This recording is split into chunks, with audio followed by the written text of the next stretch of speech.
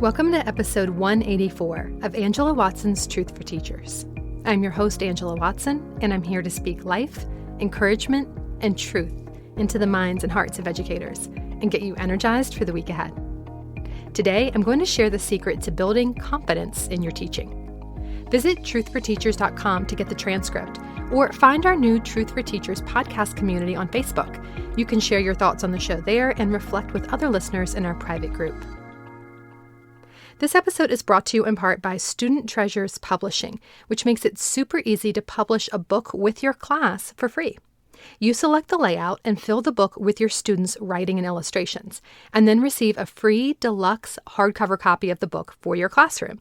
And there's options for parents to order their own copies too. Truth for Teachers listeners get a $15 Amazon gift card when they publish their class book by May 15th, 2020. To turn your class's work into a professionally bound book, order your free class book publishing kit at studenttreasures.com/truth.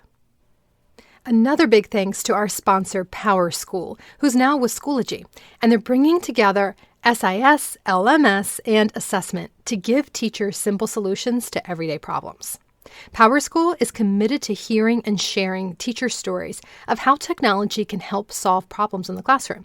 So if you've ever wished for a quiz that could grade itself or needed to quickly check which student has the crayfish allergy, tell us how technology can give you more time for what matters at powerschool.com/time for teachers. By sharing, you'll have a chance to be featured here or on their website. So I am back with season 11, and I have so many great topics to share with you this season. But I wanted to start out with something sort of short and sweet as we kick off a new year, because I think a lot of us have visions in our head about different resolutions we'll make, and, we want to be the best version of ourselves. And I think a lot of that stems from confidence. Do you really believe that you can succeed?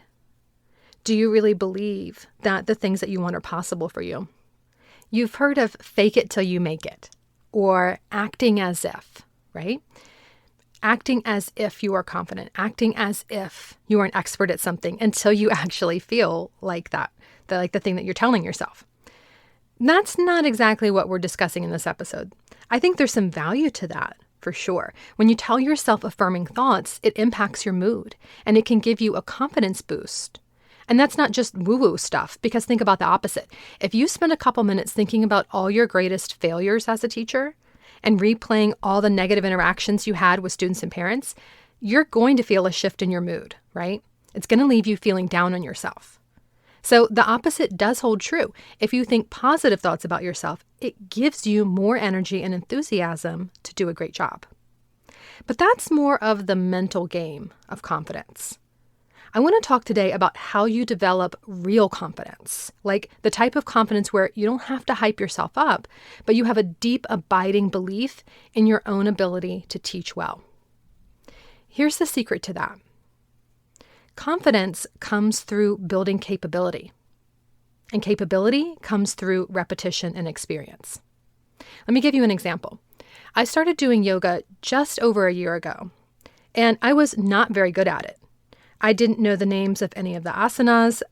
My form was not good. My muscles were not strong enough to hold the poses. But now, a year later, I feel much more confident in my ability to do yoga. I feel like I can participate in any yoga class. I can walk in anywhere. I can watch any YouTube video, and I feel like I will understand what to do. And I feel like I'll be able to do the asanas correctly without hurting myself, and while also making sure that I can get the benefits of the exercises. I trust in my ability to modify. So if there is a posture that I feel like I can't hold or that isn't right for me, I know something else I can do as an alternative. I can't do everything, obviously. I'm not exactly where I want to be. I wouldn't call myself an expert or a master yogi, but my confidence is there that I'll be able to do the class successfully. And I'm defining success as being able to participate and follow along and do things correctly. The confidence comes from having done it. And so there's no way to fake that. There's no way to be confident about your ability to do something that you've never done, or that you've only done a couple of times and aren't very good at.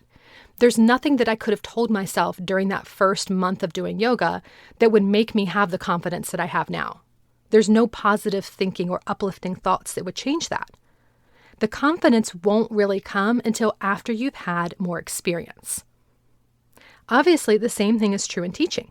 The longer you've been at it, the more your confidence will grow. But I think there also has to be more repetition. When I first started doing yoga, I would watch the same YouTube videos over and over again because I wanted to master those exact flows. If I tried to do something different, it was much harder for me. And I think that one of the problems in teaching is that if we try something one time and it doesn't go well, we give up on it and we try something new. Or sometimes there's just so much pressure to be engaging and make lessons fun and exciting for kids that we feel like we can't repeat the same idea twice. But the only way to get really good at teaching, I believe, is to do the same things over and over again. And the more you do them, the more confident you will become about those things. You'll remember when you did something before and it didn't work, and you'll be able to tweak it. And you'll learn from each experience to keep getting better and better. So the first takeaway that I have for you is to repeat the same routines and instructional practices multiple times. If you want to build your confidence as an educator, you have to grow through experience. And if every lesson is completely different from the one before, you're not going to feel nearly as confident with it. So when you find yourself floundering, go back to something that is tried and true. Go back to something that you know works for your students and that you feel good about doing. Repeat that multiple times and build your confidence. Each time you do it, you will be more confident and you'll be able to try new things. You'll be able to extend it a little bit or experiment with different questions, adapt a little bit, try different techniques.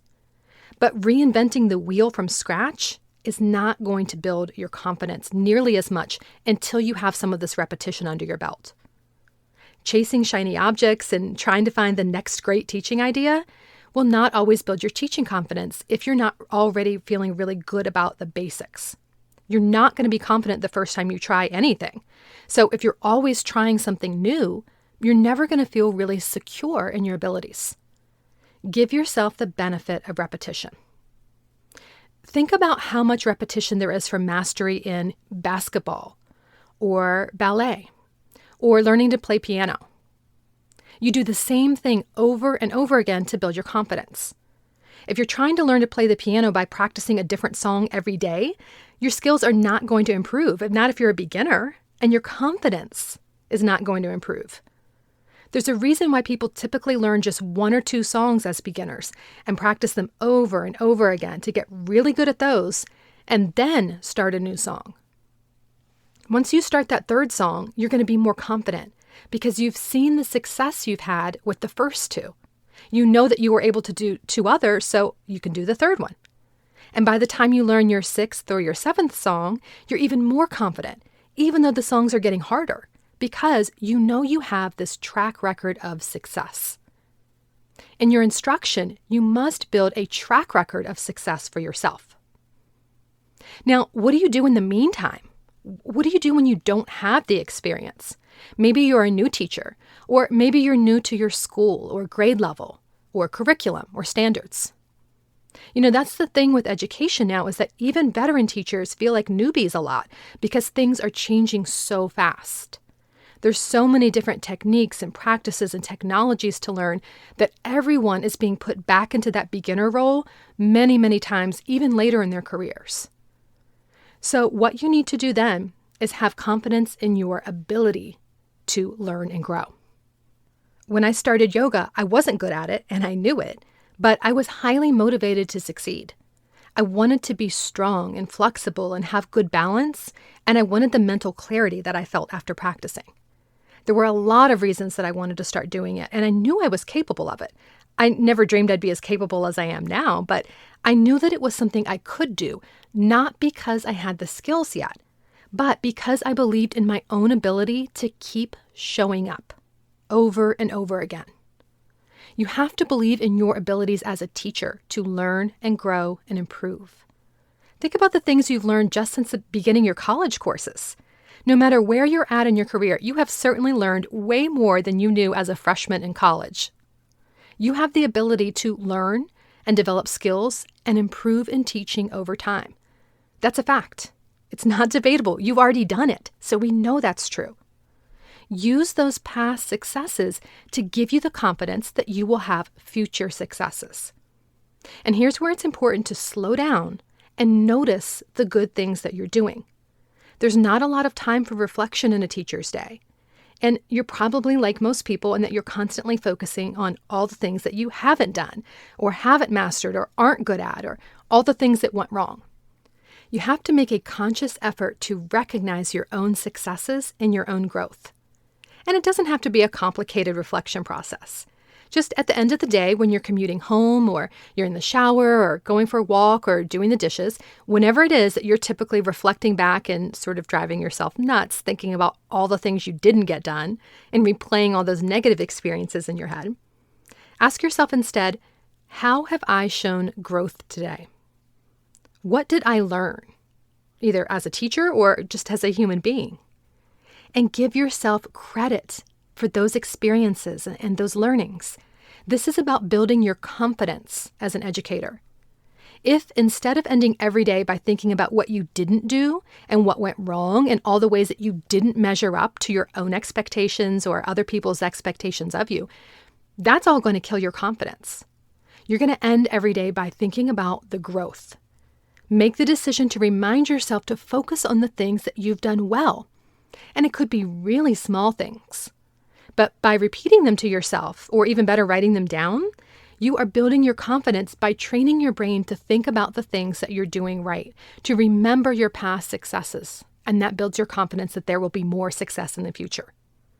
Maybe you figured out a different way to explain a certain concept to your students, so some of them understood it better. Or maybe you figured out a phrase that you could use with a student who's really struggling behaviorally, and it helped the student get back on track.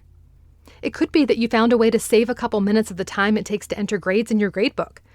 Any of those things is a real accomplishment because it means you're getting better at your job. And the fact that you're getting better at your job should give you confidence. Every single day you go in the classroom, no matter how that day goes, you are learning new things that are making you better. Every single day of experiences with students is helping you improve. And it doesn't matter if it doesn't feel that way. It's still true, regardless of whether you feel it or not. Let's go back to learning to play a sport or learning to play an instrument. You wouldn't walk away from every guitar lesson feeling like you're on your way to becoming a rock star. There would be some days that would be frustrating and that you don't see any improvement whatsoever. But maybe you mastered one new chord. What will happen is a week from now or 2 weeks from now, you'll be able to look back and then you'll really be able to feel that growth. So it's okay if you don't feel like you had an accomplished day or you don't feel like you're learning or growing.